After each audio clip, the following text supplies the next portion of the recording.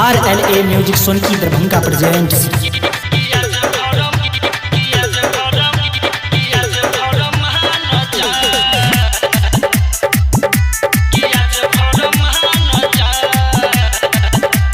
सुन है के जान नहीं करे परेशान आई छोड़बो ने मान जो के सुन है के जान नहीं करे परेशान आई छोड़बो ने कि आज भर मान जा कि आज भर मान जा कि आज भर मान जा कि आज भर मान जा।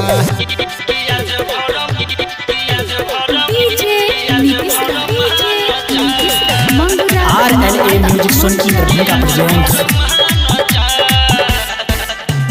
पहुँचल दिन में कनी हमारा हंसले न मिली होते भिन सरवा चल जे है बोजान दिली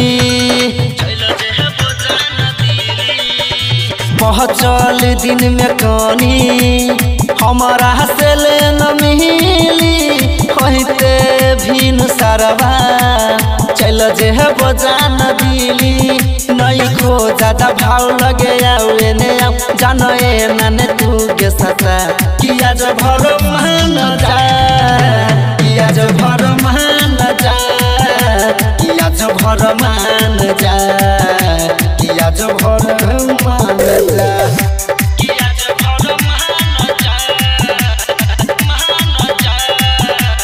कह रही छोरी रिक्वेस्ट राइटर नीतीश विराट माइन ले अभियो अनिल के बात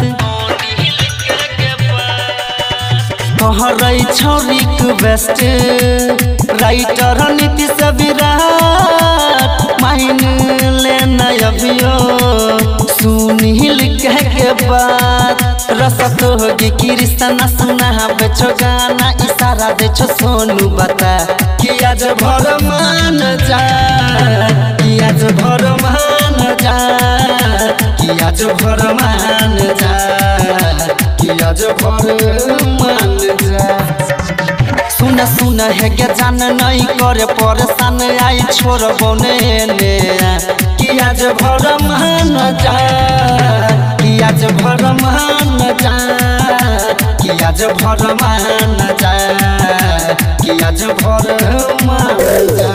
RLA music Sonki Darbhanga presents.